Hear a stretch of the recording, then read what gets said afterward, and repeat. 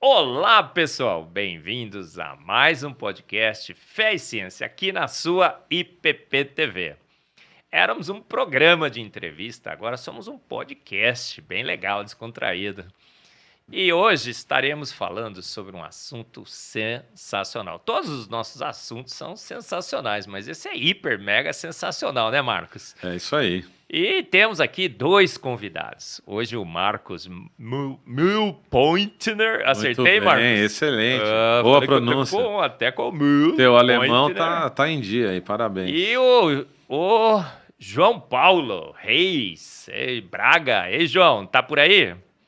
Olá, boa tarde, professor. Boa tarde, Marcos. Tudo bem? Como vão? Boa tarde, Boa João. tarde a todos que estão nos assistindo e um olá para todo mundo que vem nos assistir depois. Maravilha, gente. Nós vamos falar sobre um assunto sensacional, sensacional. Vocês estão vendo aqui um DNAzinho, né, que a Luísa preparou para a gente. E vamos falar sobre um DNA que está num lugar muito, muito particular, o DNA mitocondrial. E, gente, essa é uma descoberta que é uma bomba atômica, né, Marcos e João? Foi uma bomba atômica naquela ideia de milhões e milhões de anos, daquela ideia do devagarinho, né, que lenta, gradual e sucessivamente, ao longo de milhões e milhões de anos. Era uma vez, né, uma poça ácida escaldante, era uma vez um RNA autorreplicante. Sim. E que formou aí um ser que engoliu o outro, inclusive, né, Marcos? A fagocitose, simbiose e tudo mais. E o João tem uma palestra sensacional que ele preparou, já apresentou, inclusive, lá na Decifrando a Ciência, não foi, João? Foi nosso canal lá, o TDI Brasil Oficial. Nós temos o programa Decifrando a Ciência e a coisa de uns 15 dias atrás, em função do famoso debate do século, nós tivemos um debate lá em determinado momento sobre a Eva mitocondrial, né? E aí o Pirula fez um vídeo querendo explicar para nós criacionistas a história bíblica, a genealogia bíblica, e querendo explicar o que é a Eva mitocondrial com isso. Nisso ele se enrolou todo, e aí eu passei 15 dias preparando uma resposta bem legal para ele, que virou essa palestra e que virou esse vídeo que está lá. Aí vocês só chegar lá no canal da TDI Brasil, né, do Design Inteligente Brasil Oficial, ou então vocês podem simplesmente botar entre aspas, Pirula mitocondrial. Aí vocês já acham o nosso vídeo. Mas a gente vai ter ainda mais detalhes aqui no Fé e Ciência, né, João? Aqui na IPP TV, convidamos o João para dar mais detalhes ainda dessa palestra. O podcast terá duas partes, a parte 1 e parte 2. E para que a informação fique ainda mais detalhada, o que nós vamos fazer? O que faremos aqui? Olha, o João mencionou o podcast aí o debate do século. Foi no terceiro melhor podcast do Brasil, né? Porque aqui é o segundo melhor podcast do Brasil. O primeiro qual seria? Do pastor Arival, né? Certo. Concordando. É o Arival Cast, né, galera? Vai falar que não é, hein, Marcos? Um abraço aí, pastor Arival. Valeu. Maluco, beleza, né? Você é palmeirense também, Marcos? Não, eu sou São Paulino. São Paulino. É aquele... Infelizmente não tem estrela verde, né? Porque o Palmeiras não tem mundial, mas... Esse maluco, beleza. Quando eu falei isso lá na Pinheiros, né? Ele chegou assim no púlpito e falou assim, Marcos, última vez que você fala aqui. Mas ele me convidou outro dia. Acho que ele esqueceu. Isso aí. Ó, pessoal, e para começar então, nós trouxemos o Marcos, porque o Marcos é biólogo, ele entende, gente. Ó, o design inteligente no Brasil, temos aí uma galera imensa. Teremos o quarto congresso brasileiro do design inteligente, 7 a 9 de julho, aqui em São Paulo, na Universidade Presbiteriana Mackenzie, a melhor do Brasil. Você não se inscreveu ainda? Depois o Matheus, que agora a gente está chamando de Valdinho aqui, né? O Valdinho vai colocar aqui será que pega, Marcos, o Valdinho? Não sei. O Valdinho vai colocar aqui o quarto TDI Brasil para você se inscrever. Gente, tá acabando as inscrições. A minha esposa acaba de me mandar aqui, olha, me inscreva, hein? Se eu perder a inscrição, você está perdida. E nós vamos ter um grande congresso lá. E você vai ver que de fato, quem defende o design inteligente é biólogo, é cientista da religião como o João é. Ele tem outras qualificações, ele vai apresentá-las. O Marcos aqui é químico, um pouco de bioquímico, um pouco de astrônomo, de cosmólogo, que agora estou estudando tudo isso. Mas o grupo da TDI tem físicos, tem agrônomos, tem neurocientistas, né? É uma gama muito diversificada de cientistas que pensam o design pela ciência, né? É interessantíssimo, porque para defender o design inteligente e combater um grande paradigma que se estabeleceu da evolução, você precisa ser realmente... você tem que ter uma argumentação baseada na ciência como um todo, não é, Marcos? A ciência tem que ser argumentada com argumentos científicos, né? Sim. A gente não pode falar sobre ciência e usar, por exemplo, a teologia.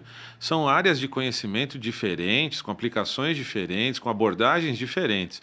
Então, se eu quero argumentar com a ciência, eu tenho que usar a própria ciência. Então, quando a gente fala de design inteligente, ao contrário do que nos acusam, né? É pseudociência, a gente é fundamentalista, a gente é cristão. A gente é cristão, mas a gente está fazendo ciência. Então, é com argumentos científicos que a gente conversa sobre ciência, né? Exatamente, Marcos. E olha, João está preparado aí, não é, João? Mas vamos começar com o Marcos agora. Ele vai mostrar o que é de fato mitocôndria, mas não vai gastar meia hora que nem o Pirula gastou lá no debate. Não, né? Vai ser mais tranquilo, vai ser mais rápido. Né? Lembra, João? Fala aí, o Pirula gastou meia... Não foi assim? O senhor lembra, professor Marcos, que depois do programa o Vilela chegou para a gente e disse: rapaz, eu até me arrependi de ter perguntado, porque parecia que ele não ia acabar nunca aquela explicação. Ele ficou meia hora explicando o que era mitocôndria e não era o caso ali, não era o tempo, não era a hora, né, Pirula? Você sabe que não era. E era para a gente explicar o que a mitocôndria tinha a ver com as nossas origens, né? Ele se atrapalhou, professor Marcos, porque ele estava querendo primeiro passar uma imagem, uma ideia para as pessoas de que existia uma população antes daquela Eva mitocondrial. Aí ele ficou se atrapalhando todo com aquele negócio de prima, da minha irmã, e de não sei quem, e avó de não sei onde, aí vinha, descia, aí ele mesmo não sabia mais onde estava. Aí a gente ficava lá já 10 horas de debate, um olhando para a cara do outro, assim, não vai terminar nunca isso, cara.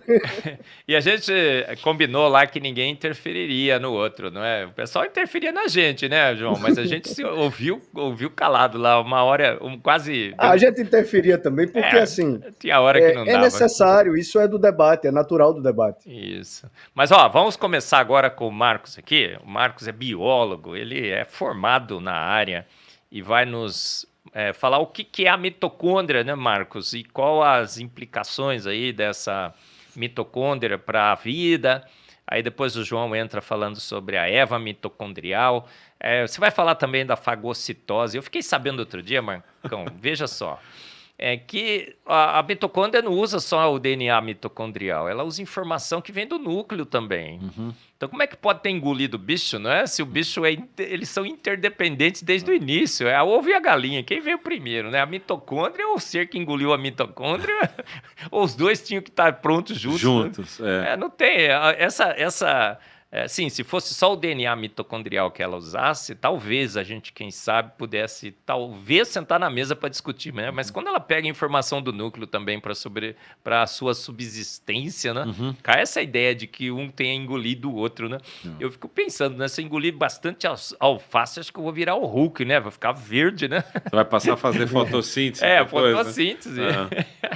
Mas, Marcão, tá contigo aí, Marcos. A mitocôndria é uma das organelas citoplasmáticas que a gente tem dentro das nossas células. Todas as nossas células, a gente tem mitocôndrias.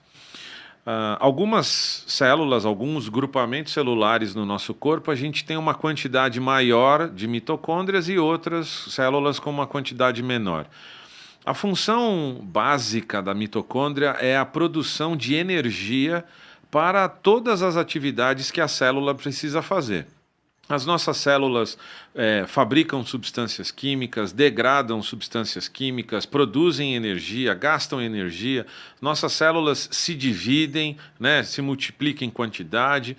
Então, a célula está sempre gastando energia. Até quando a gente está dormindo, a gente está gastando energia, mas numa quantidade muito menor. Então, a mitocôndria é uma das organelas fundamentais para a existência da célula e para a manutenção da vida. Então, a pergunta é: as minhas células têm mitocôndrias vindas da onde? Você, qualquer ser humano, tem mitocôndria dentro das células, e essas mitocôndrias são originadas da onde? Então eu vou pedir para o Matheus passar aqui algumas imagens para eu explicar para vocês aí o que está acontecendo. Tá, chegou aí, ó. Pessoal, quem não sabe, o Matheus é o Valdinho, isso, tá bom? Eu ainda não me acostumei com esse Valdinho. Bom, você está vendo aí uma imagem, uma fotomicrografia de um óvulo rodeado de vários espermatozoides. Esse é o momento da fecundação, a entrada do espermatozoide no óvulo para a formação de um novo ser vivo, de um novo ser humano. Eles vão formar uma primeira célula, que é o zigoto. Então, passa o nosso próximo aí, Matheus, por favor. Então, esse é um desenho esquemático do seu lado esquerdo, né, do lado direito da tela. A gente tem um esquema do espermatozoide, o gameta masculino, e do outro lado uma imagem do gameta feminino. Perceba que as duas são células. O espermatozoide tem núcleo, o óvulo tem núcleo, então são duas células que vão se encontrar no momento da fecundação.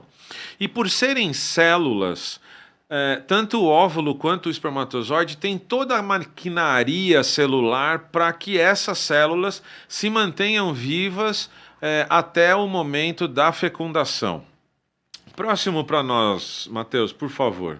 Então esse é um esquema ampliado do óvulo para mostrar justamente isso. Você está vendo ali a palavra núcleos, que está em inglês, é o núcleo, e desse outro lado do núcleo você vê a palavra citoplasma, que é o citoplasma, né? A parte interna da célula, onde as organelas estão todas ali presentes. Então, o óvulo vai ter mitocôndria, vai ter retículo endoplasmático liso e rugoso, vai ter ribossomo, toda a maquinaria celular que qualquer célula tem. Próximo slide para nós, Matheus.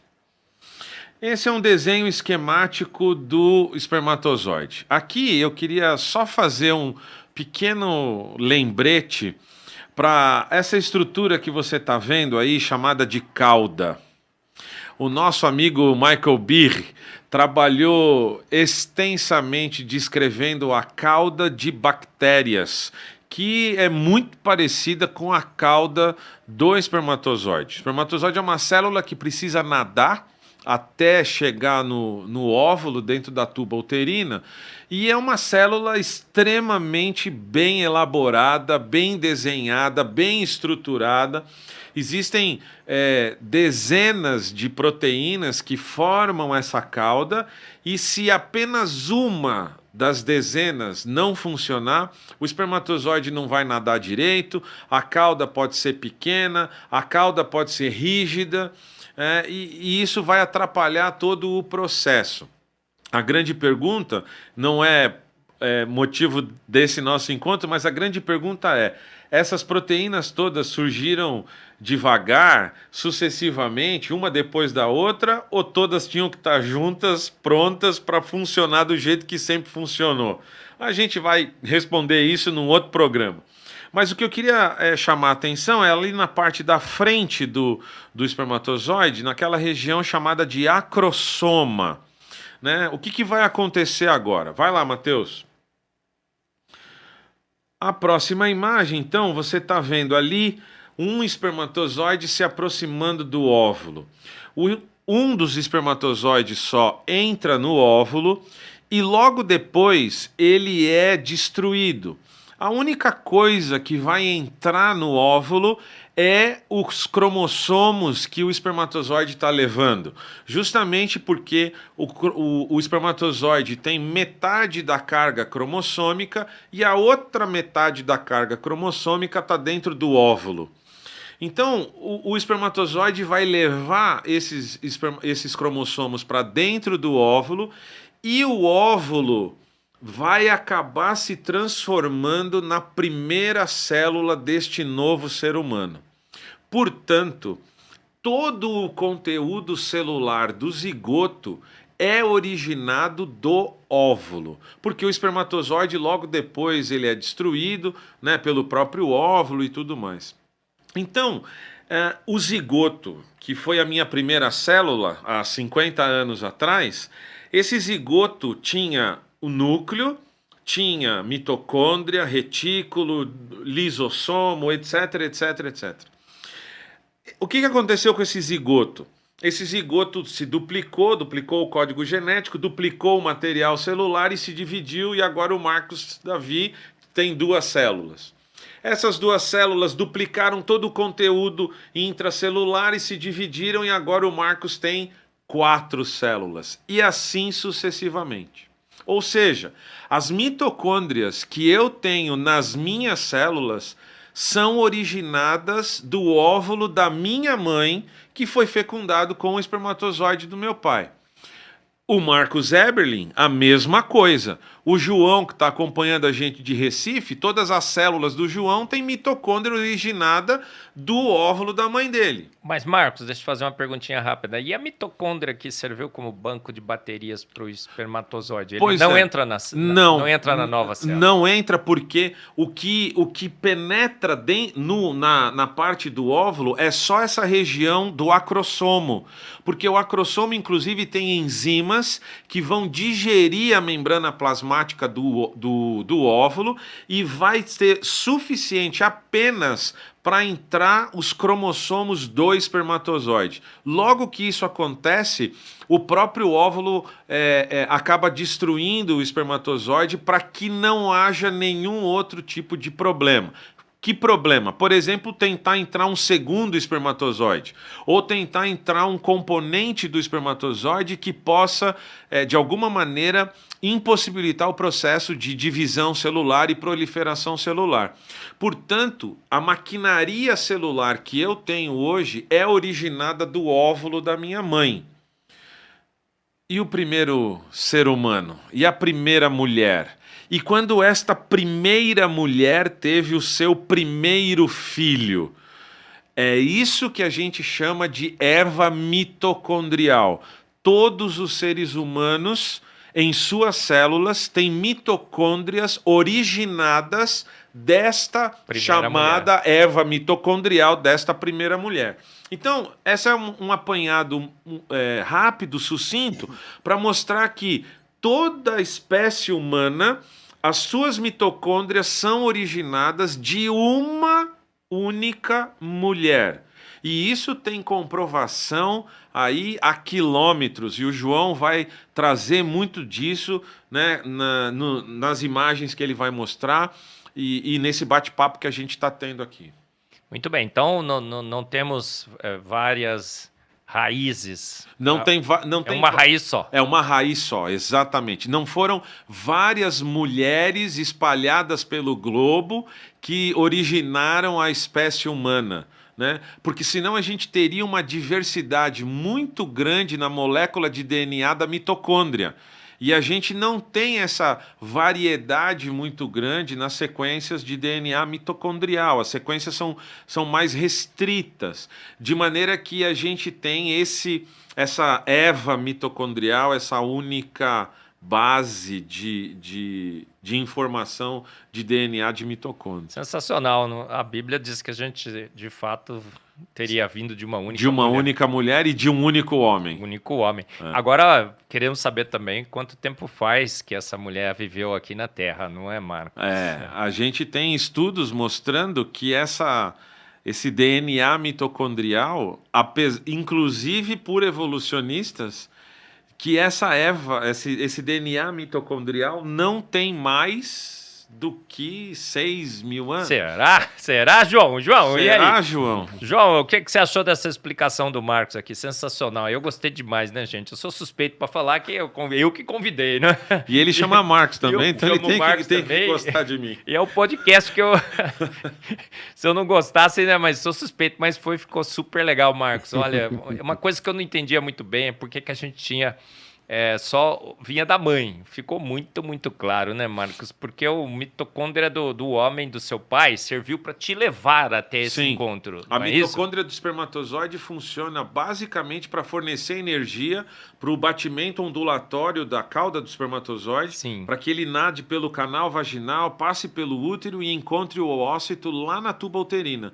Feito isso, não precisa mais da mitocôndria do espermatozoide. Mas aí o pessoal fala, tá vendo como a mãe que é importante, o pai não é importante? Peraí, né? Se ele não tivesse usado as suas baterias de mitocôndria, Exatamente. o encontro nunca teria acontecido. Os dois né? são importantes, não tem essa de um mais e outro menos. E aí o designer, não é? O cara sensacional que bolou esse negócio disse assim, bom, já tenho mitocôndria aqui, não preciso de mais. Exatamente. Não é? E a mitocôndria do espermatozoide já cumpriu o papel dela e ela não precisa mais entrar no óvulo e tá tudo certo. Tudo coerente, consistente, sincronizado, otimizado, econômico. Essa questão da otimização é muito importante porque quando tem que gastar energia, produzir energia, a célula produz. Mas uma vez que a energia foi produzida e já foi utilizada, a energia agora vai ter que ser poupada. E a maneira de poupar é não ter a mitocôndria mais no espermatozoide funcionando porque não precisa mais. Ele já fez o que tinha que fazer, chegou onde tinha que chegar, entrou no óvulo e agora, a partir dali, são outros processos que as próprias mitocôndrias do óvulo vão dar conta. Foram 200 milhões na partida, né? Entre 200 e 300 milhões essa corrida. Chegou um só. Ô, João, fala, João. Tá com a palavra, rapaz. Prioridade máxima. Fala aí, João. Quero fazer uma pergunta ao professor Marcos também, ao outro Marcos, né? A gente fica confundindo aqui. Pode falar Marcos Davi no meu caso, João. É o seguinte, o senhor disse que, o Marcos Davi, né? Que quando o acrossomo entra no óvulo, ele é destruído e só o que resta ali é o material genético que ele foi transportado para lá, para dentro do óvulo, não é isso? É exatamente isso, porque o espermatozoide tem que levar essa carga cromossômica para se juntar com a carga cromossômica do óvulo e formar aquele número completo de cromossomos para esse novo ser humano que acabou de ser formado. Para fazer o crossover, né? A mistura genética. E depois lá das divisões... A minha pergunta é o seguinte. Sim. Se as mitocôndrias do homem entrassem também no óvulo, isso significa que ela seria destruída e o material mitocondrial, o DNA mitocondrial do homem, se misturaria junto com um processo o qual ele não deveria estar. É isso? Veja que nós temos o nosso sistema imunológico funciona e foi arquitetado para funcionar para combater qualquer corpo estranho que invada o nosso corpo. O óvulo também tem mecanismos de proteção. Veja que nós estamos falando de uma célula microscópica, que tem mecanismos próprios de proteção, né, para que esse óvulo efetivamente fecundado possa gerar esse novo ser humano que acabou de ser formado. Então, para que não haja esse desencontro entre o DNA do óvulo com esse DNA mitocondrial do espermatozoide, o espermatozoide ele é destruído e apenas a parte do acrossomo é que penetra na membrana plasmática do óvulo. O espermatozoide não entra por completo. Então, o mecanismo de defesa do próprio óvulo permite apenas a entrada do acrossomo. E a pergunta é, onde é que está a carga cromossômica do espermatozoide? Está no final da cabeça do espermatozoide? Não, está na parte inicial da cabeça do espermatozoide, logo abaixo do acrossomo. De tal maneira que quando há uma fusão entre a membrana plasmática do óvulo e a membrana plasmática do espermatozoide, os cromossomos já estão na cara do gol. Entendeu? Então não tem tempo, não tem espaço, e se a mitocôndria do espermatozoide entrasse no óvulo, os mecanismos de lisossomos, de digestão intracelular, destruiriam essa mitocôndria do espermatozoide, porque ela seria entendida como um corpo estranho dentro do próprio óvulo. Então veja, o que o senhor está me dizendo aí, a gente pode observar dois princípios muito claros do design inteligente. desculpem, que é o princípio da antevidência, porque, veja, ele viu assim que ele precisa, o espermatozoide precisa de energia para chegar até o óvulo. Ou seja, se o espermatozoide não tivesse mitocôndria, ele não teria como nadar até o óvulo. Exato. Mas essa mitocôndria não pode entrar no óvulo. Exatamente. Porque senão ele teria um problema. Então, ele anteviu, você tem um sistema complexo e irredutível, que você não pode tirar a mitocôndria do espermatozoide. Senão ele nunca chegaria lá? Senão ele nunca chegaria. E você tem uma antevidência que é o problema de como chegar gera um problema no óvulo que precisa ser resolvido. Então a gente tem 2 pilares do design inteligente numa coisa tão básica como é a formação do zigoto, não é isso? Exatamente, é exatamente isso. Essa questão da antevidência é justamente para prevenir que aconteça algum tipo de problema no futuro. E a questão da complexidade é o que eu tinha falado. A mitocôndria faz o que tem que fazer e simplesmente é inutilizada porque não precisa fazer mais nada. E todo um sistema Isso é protege o extraordinário, assim. óvulo quando ele é perfurado pelo primeiro espermatozoide, Sim. para que o segundo não perfure. Uma vez que o primeiro espermatozoide entrou, o próprio óvulo cria uma camada que impede que outros espermatozoides entrem no óvulo, porque, obviamente, se tivesse 2 espermatozoides entrando no óvulo, esse zigoto nem seria formado e obviamente, a gravidez não aconteceria. Ô, João, e ele calculou direitinho, porque começam 200 milhões, chegam apenas 200. Então, ele calculou as perdas que ocorreriam no caminho. Ele fez todos os cálculos. Ele falou assim, olha, vai virar para a direita, os outros vão virar para a esquerda, vai ter perda, vai quebrar a cauda, não é assim, Sim, Marcos? sim. Ó, o muco vai ficar mais... Tem que vencer o pH vaginal. pH tem vaginal, que... o muco fica mais fluido, mas Sim. mesmo assim, são 6 quilômetros, outro dia eu calculei, 6 quilômetros de nado proporcionalmente. proporcional ao humano. E tem um detalhe importante. O líquido espermático protege os espermatozoides contra todo aquele microambiente da vagina e do útero para que o espermatozoide efetivamente consiga chegar onde o ócito está, né? Não só protege, mas alimenta. Eu digo Também, que também tem. é um energético. Também tem. Não tem? Tem a parte lá que protege, tem a parte que nutre, né? E uma parte que vai abrindo o caminho por esse microambiente do canal vaginal e do útero.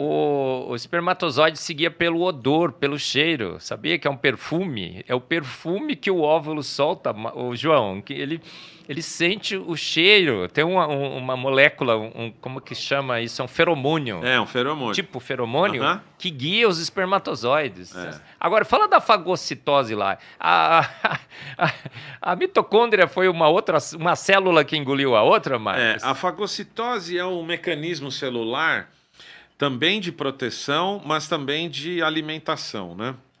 Então, a fagocitose é quando a célula engloba uma outra célula ou uma partícula nutritiva e ao englobar essa partícula que foi englobada, ela é incorporada à célula, né? Pode ser um nutriente, pode ser, né, qualquer outra coisa.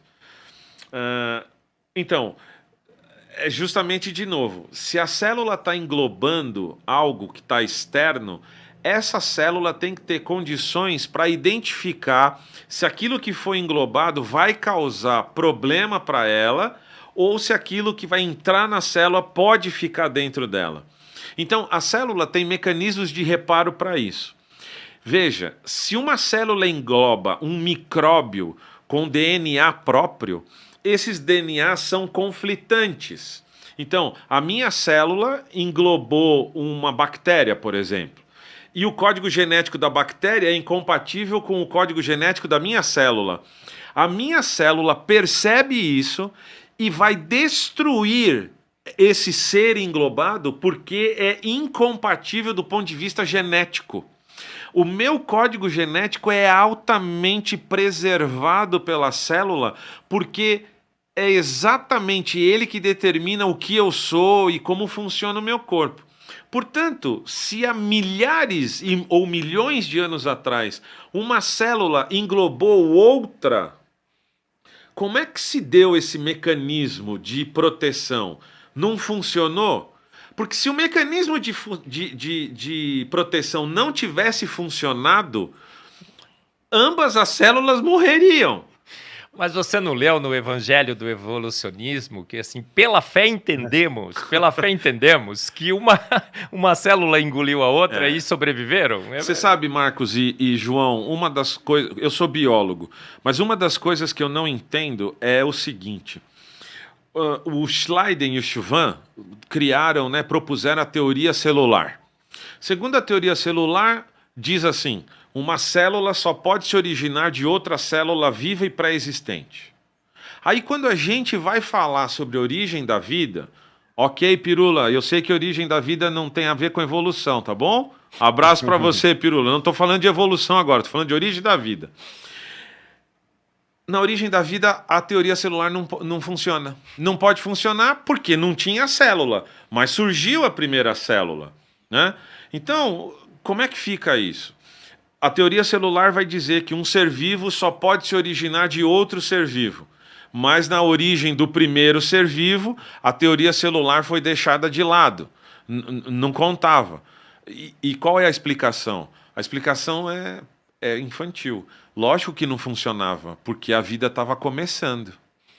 É muito difícil você considerar isso. Porque se as leis que regem o universo existem no universo desde sempre, por que há um bloqueio da teoria celular para a origem da vida e só começa a funcionar a partir da que a célula surgiu? Então, a lei da biogênese, né, como o Francesco Redi, Spallanzani, John Needham, né, trabalharam para provar que a abiogênese não funciona, mas para o primeiro ser vivo funcionou, né? Incrível. Isso é ciência de boa qualidade, isso é ciência que leva a um conhecimento efetivo, fundamentado em experimento, em evidência, em análise correta desses fatos. E isso é questionado também. Mas olha, agora nós vamos passar para o João, vou passar para você, mas antes só complementando. Outro dia eu estava lendo sobre o DNA mitocondrial, achava que a mitocôndria se virava só com o seu DNA. E descobri que não, na realidade, muita informação que a mitocôndria precisa para funcionar, ela empresta do núcleo, vem do núcleo. Então, como que pode, né? Um ser que escapa de todo o mecanismo de proteção, todos um exército, que é o nosso sistema imunológico. E para que ela funcione ali dentro, ela não tinha maquinaria suficiente, ela não tinha informação suficiente, ela tem que buscar do outro ser. É absurdo, né? Mas, João, agora a questão é essa. Já vimos aqui com o Marcos mais ou menos como funciona, por que temos uma mitocôndria, por que ela só vem da nossa mãe. O Marcos explicou muito bem aqui como que se dá a concepção humana, a fecundação do óvulo. Mas o que é que essa mitocôndria tem a ver com o debate sobre as nossas origens? Por que esteve tão em alta lá no debate do século e rendeu outros podcasts, vídeos do Pirula, vídeos seus? João, explica para nós. Então, quando a gente for mostrar a mitocôndria, ela tem umas outras características que eu acho extraordinário, né? Querendo até complementar um pouquinho o que o Marcos Davi falou, veja, a crença evolucionista, a crença naturalista, é de que existia uma célula que tinha seu DNA celular e surgiu, eu adoro esse negócio de surgiu, né? Na crença naturalista acontece muito. Era uma vez, né? Era uma vez, aí surgiu, apareceu um outro ser vivo, né, que seria uma espécie de bactéria, produzindo energia, e foi englobado. Eles fizeram uma simbiose. Até a teoria se chama teoria da endossimbiose, né, que é daquela Lynn Margulis. Mas isso torna o problema do naturalismo muito maior, porque não só as probabilidades astronômicas de aparecer uma só vida do nada são matematicamente impossíveis, como aparecer duas formas de vida diferentes do nada, e elas ainda serem compatíveis, e feito o professor Marcos já lembrou, trocar informações entre uma e outra, isso assim, eu entendo que as pessoas possam imaginar que isso acontece quando elas não têm informações. Mas a partir do momento que a gente tem informações de como funciona a genética, de como funciona a biologia, de como funciona a mitocôndria e a própria física e a química, imaginar que isso aconteceu assim, pelo acaso, espontaneamente, para mim assim, é cientificamente algo inconcebível, né? Então, a mitocôndria, ela é uma coisa muito simples, por incrível que pareça. Apesar dela fazer um trabalho extraordinário, desculpem, ela tem um código genético comparado ao código genético nuclear muito simples. Uma mitocôndria, por exemplo, enquanto o núcleo da célula tem 3 bilhões de pares de base, uma mitocôndria, o genoma de uma mitocôndria tem cerca de 16.500, 16.600 pares de base. Ou seja, comparativamente, ela é muito pequena com relação ao DNA do núcleo. O núcleo, o nosso núcleo, o DNA nuclear humano, ele tem cerca de 20 a 23 mil genes. Genes são aquele conjunto de informações que produzem uma informação genética de uma proteína, né? Então ela tem entre 20 e 23 mil. Já o DNA da mitocôndria tem só 37 genes. E 22 deles é para produzir o chamado RNA transportador, que é para produzir, para trazer e levar as enzimas para produzir proteína, né? Enfim, para não ficar muito complexo, o que é importante a gente prestar atenção é de que esse código genético ele é só passado pela mãe, feito o Marcos Davi falou, e com isso a gente consegue fazer um rastreamento sem precisar passar por misturas genéticas. E foi isso que foi feito no estudo que a gente vai ver, no estudo da EVA mitocondrial, né? Como a gente está com um tempo já um pouco curto para essa primeira parte, a gente só vai ver até o momento em que foi descoberta essa mãe de toda a humanidade e também o pai de toda a humanidade, né? Aí no próximo parte do nosso podcast aqui, a gente vai examinar quando viveu essa mãe dessa humanidade. Porque o extraordinário do código genético da mitocôndria, que eu acho fantástico, e parece assim, evidencia que Deus fez a coisa assim realmente pensada. Porque as chamadas mutações, que a gente vai contar para poder ver o tempo dessa erva mitocondrial, elas muitas vezes funcionam como se fossem marcadores genéticos. Literalmente. Parece que Deus já previu aquilo para a gente contar esse código genético da mitocôndria e ver a realidade nele, sabe? Então, podemos passar então para examinar como foi esse estudo que provou que toda a humanidade é filha de uma única mulher? Sim, João, já está aí na tela a sua apresentação. Gente, olha aqui, que privilégio nós temos aqui no Fez Ciência. E PPTV, João vai apresentar a sua palestra. Não só o João, vai ter aqui o Marcos também comentando, um biólogo, um químico, um biólogo e um cientista da religião. Você é cientista da religião, isso, João?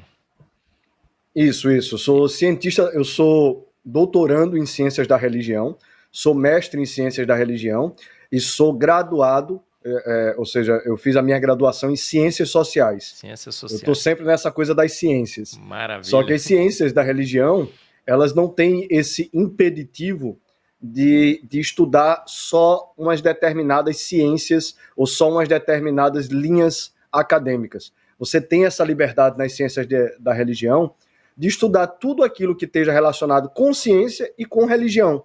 Então eu pego muito isso, eu pego muito genética, eu pego muito física, eu estudo várias outras áreas justamente para poder ter todo esse entendimento mais macro da religião e da própria humanidade e da realidade como um todo. Palavra sua, João. Ok, então vamos lá. Agora eu estou conseguindo ver. Então, esse estudo a gente vai, como eu falei antes, até o momento em que é revelado que toda a humanidade é filha de uma única mãe. E, em seguida, eu vou revelar de quem ela é filha, quem é o pai de toda a humanidade, né? Quem é o pai, não, que se revela que toda a humanidade também é de um único pai. Mas vamos lá, acabei dando spoiler. Vai aí, Matheus. Isso aí. Então, isso aí é a mitocôndria, né? Isso é a organela que o professor Marcos Davi estava falando, que fabrica essa energia para a célula. Legal. E que a gente pode rastrear só pela linhagem da mãe. Como o professor falou, o DNA, o espermatozoide, ele deixa fora a mitocôndria dele, e só o que fica é a mitocôndria da mãe. Então, é possível pegar por aquelas letrinhas, né, pela CGTA, a citosina, guanina, timina e adenina, ela tem uma sequência. Eles comparam essa sequência e você consegue fazer um rastreamento genético. Você consegue ir voltando. Os testes hoje de genética, de rastreamento genético que são feitos nos laboratórios, eles adotam o mesmo princípio, o princípio da regressão genética. Né? Passa para o próximo, por favor, Matheus. E aí, na verdade, esse estudo e essa pesquisa que eu vou falar para vocês foi feita em 1985. 1987 foi quando foi publicado o artigo. Essa pesquisa foi comandada por essa geneticista chamada Rebecca Kem. E foram ela e mais 2 outros geneticistas que fizeram um estudo chamado de DNA mitocondrial e evolução humana. O que é que eles fizeram? Eles coletaram a mitocôndria de 145 mulheres do mundo inteiro, da América, da Ásia, da África, da Oceania, do Pacífico, de tudo quanto é lugar. E foram comparando aquela sequência de letras, né? Aquela sequência de pares de base. E quando eles fizeram essa regressão, foram voltando e comparando, eles viram, passa para o próximo, por favor, Matheus, eles constataram empiricamente que toda a humanidade que é viva hoje, veio de um único útero, veio de uma única mulher. A conclusão do artigo diz assim, abre aspas, e é importante lembrar que tudo que eu trouxer entre aspas é aquilo que está nos artigos, né? E a Rebecca Kem e os outros 2 geneticistas, eles dizem assim nesse estudo. Todos esses DNAs mitocondriais derivam de uma só mulher, que se postula ter vivido cerca de 200 mil anos atrás, provavelmente na África. Uma coisa importante para explicar aí é que essa postulação da idade de 200 mil anos, ela não foi feita pelo código genético. Ela foi feita a partir de idades assumidas da paleontologia. Por exemplo, foram encontrados ossos ou foram encontrados algum resto de seres humanos em uma determinada camada de terra, num determinado local, e se estimou que aquela determinada camada de terra tinha 200 mil anos, tinha 300 mil anos, aí seria o Homo sapiens, o Homo aquilo outro, que eles vão dando uma série de nomes de homos e dando datas, né? E foi daí que eles tiraram esses 200 mil anos, eles não foram para a genética, até porque essa técnica estava muito no começo.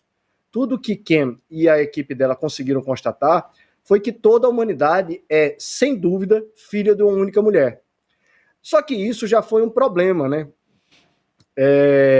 Feito eu falei aí, ela assume uma taxa constante de mutações, eu acho que é 1 a cada 300 gerações, para poder chegar a 200 mil anos, e tem ela leva em consideração esse suposto tempo de divergência entre símios e os seres humanos. Aí, passa o próximo, por favor. Mas só o fato dela constatar que toda a humanidade veio de uma só mulher, isso já não queria ser aceito pelas revistas científicas. Né? Ela conta, eu lembro de uma entrevista que eu li dela, tem até essa que tem a referência no final, que é dessa Kischer, né?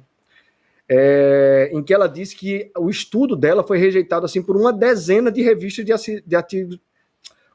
uma dezena de revistas científicas, que não queriam aceitar o estudo dela, porque eles queriam acreditar que a humanidade nasceu em vários locais.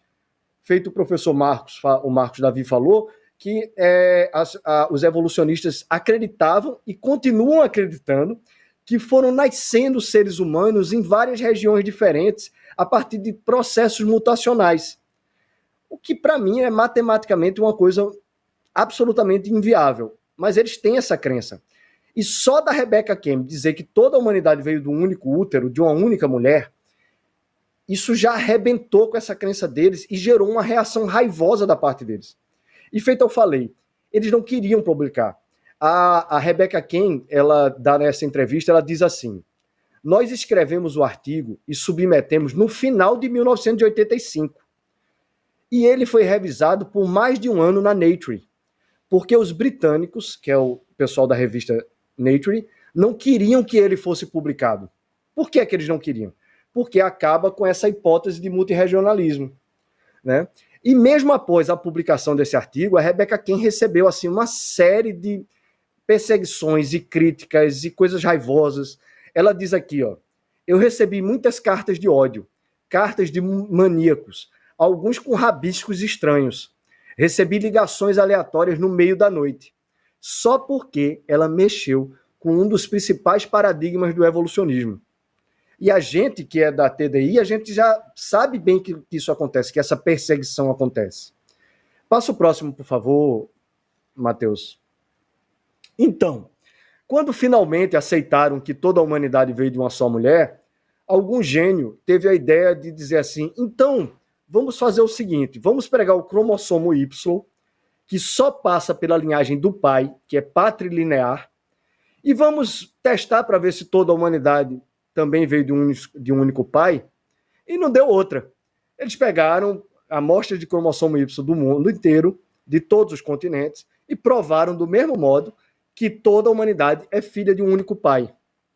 Então, os evolucionistas correram para inventar alguma história, né? Porque isso não casa com aquelas historinhas evolucionistas, com aquele era uma vez de que foi homens e símios tiveram um ancestral comum e foram mudando, e aquela coisa foi acontecendo através de um bocado de mutação aleatória. Isso não casa, né?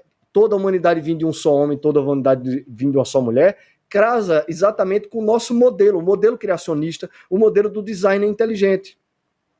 Então, qual é a hipótese que os evolucionistas levantaram? É que, no caso do Adão Y, que eles dizem que vieram primeiro, existiu uma grande catástrofe mundial, que essa catástrofe mundial matou toda a humanidade e que só restaram descendentes de um único homem. Isso aconteceu. E se chama dilúvio. Né? E a gente sabe disso. Tanto que o Pirula, quando ele precisou de um exemplo de uma catástrofe mundial que acabasse com toda a humanidade e restasse só um único homem, ele precisou usar o dilúvio.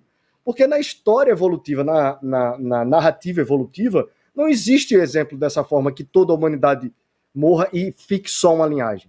Só que o que é pior é que eles acreditam que dezenas de milhares de anos depois, já com a humanidade com milhões de pessoas novamente, aconteceu novamente um grande catástrofe mundial que matou toda a humanidade e que só dessa vez, eles não deixaram só uma linhagem de homens, deixaram só uma linhagem de mulheres. Ou seja, de uma única mãe ou uma única mulher. Quer dizer, isso é uma fantasia tão absurda de se acreditar que lógica mesmo, é a gente acreditar que esses foram os primeiros homens, ele foi o Adão Y, o primeiro homem, e essa mulher foi a primeira mulher, e que eles, logicamente, foram criados. E a gente vai ver que isso se comprova com a datação de quando eles foram criados. E aí vai ficar para o próximo programa, é isso, professor? Isso mesmo, João. Olha, sensacional. Você viu aí, né, o Adão Y, a Eva mitocondrial. É a ciência se reconvertendo à Bíblia, a palavra de Deus. Eu falo isso nos meus podcasts. Estamos voltando Uma coisa importante, sim, professor, João, que eu acabei não lembrando de falar no momento, é que os evolucionistas gostam muito de repetir essa coisa de que é o ancestral mais recente, o ancestral comum mais recente vivo, que tem uma sigla, MRCA. Só que, quando você faz a regressão genética, você não precisa parar no mais recente vivo. Você consegue chegar até a base do gene, é até a base do DNA mitocondrial, é até a base do cromossomo Y. Isso revela, na verdade, que a gente está falando dos primeiros, e não simplesmente dos mais recentes. Exato. O próprio desenho do Pirula que ele faz, ele chega, na Eva, ele chega na primeira. E depois o pessoal corrige ele e ele chega no Adão também. No próprio desenho que ele faz, ele chega nos dois, tanto no primeiro homem como na primeira mulher. E assim também é a regressão genética. Não é isso, professor Marcos Davi? É isso mesmo. Os dois têm que ser os primeiros. Os dois têm que ser os primeiros, não só a fêmea. O macho tem que ser o primeiro também. Então, se você chega num, obrigatoriamente você tem que chegar no outro. Porque a história que eles contam que sobrou um, sobrou outro, em pontos diferentes da história da humanidade, né? Em épocas diferentes da história da humanidade. Não dá certo isso, né, Marcos? Dá um descompasso absurdo na genética. Outro grande... Eu não tenho tanta fé assim para acreditar nos contos evolucionistas. Não tem tanta imaginação, não é nem fé, né? Imaginação, né? Falta-me imaginação. Outra coisa, foram ver também a quantidade de mutações deletérias que temos acumulado no nosso DNA, fizeram a conta, 50 a 100 mutações por geração, deu recentemente 6.000 anos. Você vai falar da data agora, né, João? A parte 2, gente, você não pode perder. Esse foi o primeiro, foi sensacional o podcast. Nós temos ainda 9 minutinhos, né, Matheus? Vamos falar um pouquinho sobre até essa chegada nesse casal, depois vamos dizer há quanto tempo faz que isso aconteceu. Mas você falou aí na África. Outro dia falaram que você também pode fazer, não só chegar no primeiro, mas você também tem todo um estudo populacional, como esses seres se movimentaram na Terra. Uhum. Não é assim, Marcos? Houve uma série de migrações, né, de um lado para o outro, e esses grupos foram povoando outras áreas, outras regiões, e nessas outras áreas e regiões foram disseminando o seu código genético nos cruzamentos que aconteciam nessas novas áreas. Eu digo que a ciência tem Deus como seu autor e consumador, e Deus guia a ciência. E olha, ele criou toda agora uma quantidade imensa de equipamentos que nos permitem fazer esse sequenciamento genômico. E a história, inclusive, do deslocamento dessas populações pelo mundo está registrado ali. Ele fez de propósito, eu tenho certeza. Vou perguntar para ele. E aí, eu falo, senhor, se aquilo lá o senhor fez de propósito. E aí chega na África. Aí falaram que é nordeste da África. Não é só na África, mas é no nordeste da África. O nordeste da África é montes do Ararat, Armênia, né? Ali a origem da população, dos seres humanos, descrito naquele livro, né? Que o pessoal acha que é mitologia, que não tem ali ciência nenhuma, história de homens. Sensacional. Essa impressão, não é, João? Quando vocês forem para o próximo vídeo, que a gente vai explicar a questão da datação, a gente vai tratar desse limite genético das mutações e vai tratar também de uma coisa bem interessante, que existe um gargalo, a genética percebe que na humanidade houve um gargalo, onde, de fato, a humanidade parece ter sido, em grande parte, exterminada, e só sobrado 3 linhagens femininas. Né? A gente vai ver que a genética consegue demonstrar isso com muita clareza. E a partir dessas, a gente consegue hoje rastrear de onde é que essa população surgiu. Ou seja, o chamado macrohaplogrupo L. E nesse rastreamento, ele vai chegar justamente naquele nordeste da África, que a Bíblia fala, né, de onde teria parado a arca, né, e de onde teria se iniciado uma nova geração na humanidade. Sinuca de bico, hein? Pegamos os evolucionistas e os evolucionistas teístas nessa, hein, Marcão? O que é que você acha? A parte 2 vai trazer essas respostas aí. Gente, olha, parece que aquela boa e velha história que eu aprendi com a minha professorinha na IBD, né? Eu aprendi assim, Marcos, 6.000 anos, Deus, pela sua palavra, seu poder único, exclusivo da sua palavra, fez o homem, fez a mulher, Adão e Eva no jardim. Parece que está sendo confirmada pela boa ciência. Mas, gente, nossos últimos 5 minutos, nós vamos falar de um congresso sensacional. O Matheus ali, o Valdinho, está colocando, né? Matheus Valdinho. Depois vocês querem saber por que chama Valdinho, a gente vai explicar, né, pastor Arival? E aí, o que acontece? Olha aí, gente, o 4º Congresso Brasileiro do Design Inteligente. O João estará lá, o Marcos estará lá. Eu estarei lá, tem toda uma galera. Depois a gente vai mandar no segundo podcast, a gente vai mostrar a foto dos palestrantes. Não sei se você consegue sair, Matheus. Matheus disse que vai conseguir. Fala um pouquinho, o João, desse congresso. O Marcos vai falar também. Olha, nós temos aí 5 minutinhos, 2 minutinhos para você falar do congresso. Qual a sua expectativa para o 4º TDI Brasil, 7 a 9 de julho, São Paulo, Mackenzie, é o melhor do Brasil. Faça a sua inscrição, que está acabando, gente. Vai lá, João. A expectativa está enorme. O congresso no ano passado, no Rio de Janeiro, lá no Copacabana, foi maravilhoso. Eu aprendi assim muito, cada palestra incrível, cada conhecimento assim que... Eu confesso, eu fico, professor, quando eu aprendo determinadas coisas a respeito da natureza, emocionado, assim, com a grandeza do nosso criador, né, com a grandeza desse design, que faz cada coisa tão extraordinária. E no Congresso do Design Inteligente a gente consegue ver essas coisas, consegue enxergar a beleza da matemática, do planejamento, do designer na sua criação, sendo demonstrado por pessoas altamente qualificadas, né? Então, minha expectativa para esse 4º congresso é enorme. Eu vou apresentar uma palestra a respeito de Mendel, explicando por que é que Mendel ele foi rejeitado na sua época, porque as pessoas queriam acreditar no darwinismo de toda forma. Então, eu digo que Mendel é o primeiro TDIsta da história, é o primeiro teórico do design inteligente da história. Não só porque ele acreditava, ou porque ele demonstra que aquilo que ele estudava tinha sido criado, que é o código genético, mas também porque ele foi rejeitado, ele foi perseguido, ele foi hostilizado. Hostilizado, isso. Colocado no ostracismo também, né? Ostracismo. Foi ostracizado, eu acho.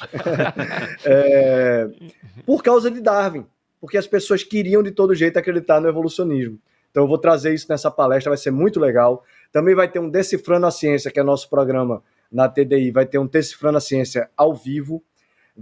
Eu vou participar também de um painel com a doutora Rogéria Ventura sobre esse assunto, a erva mitocondrial. E o Marcos está sendo escalado agora, olha. Palestrantes maravilhosos. O Marcos está sendo escalado aqui porque eu fiquei sabendo que ele não estava participando de nenhuma palestra, nenhum painel. O Marcos está escalado aqui, arruma um cantinho para ele lá também, viu, João? Ele vai falar sobre a mitocôndria. Tem que falar com o Carlos. Carlos é que manda na coisa toda. O Carlos eu só mando no Carlos e pronto. Não. Ele que manda em nós. O Carlos manda no resto. Ele que manda em todos, eu sei que é. Mas, olha, Marcos, e a sua expectativa para esse congresso? Eu estou bastante animado porque são temas que alguns eu conheço e vou poder conhecer melhor, e outros temas que são novos para mim, são meio que desconhecidos, então a expectativa é grande para conhecer algo novo e para aumentar aquilo que eu já conheço. Então, rever o João aí nesse ano vai ser legal também. É isso aí. Olha, e tem um debate muito legal lá. Eu estarei debatendo com o Luiz Felipe Pondé sobre quem seria esse designer, vamos dizer assim, né? O tema desse debate. Olha, você não vai perder. Eu tive já com o Pondé aqui em São Paulo, na Casa da Ciência. Sim. Viu? Não sei se você sabe, João e Marcos, o tema era assim, homem do barro ou do macaco? E o Pondé, obviamente, entrou lá para defender o macaco, e eu para defender o barro. Mas no meio do debate, o Pondé começou a defender tanto o barro que quase que eu começo a defender o macaco. Porque alguém tem que defender também o outro lado, né? Coitado do outro lado. Num bom debate, né? Senão vira aquela farinha do mesmo saco, aquela história única, aquele... E sabe que o mesmo tom, como é que a gente fala, né? A música de uma nota só. Música de uma nota só. Quem é? O cantor brasileiro? Eu não sei quem cantava essa música.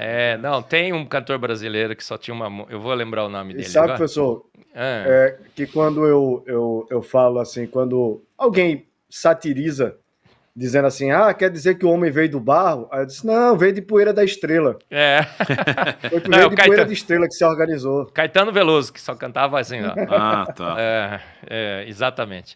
E vamos fazer ali um congresso sensacional, gente, se inscreva. Olha, infelizmente o nosso tempo está esgotado. João, Vou dizer assim, não vou dizer muito obrigado e tal, suas considerações finais, porque essa é a parte 1, gente, da Eva mitocondrial.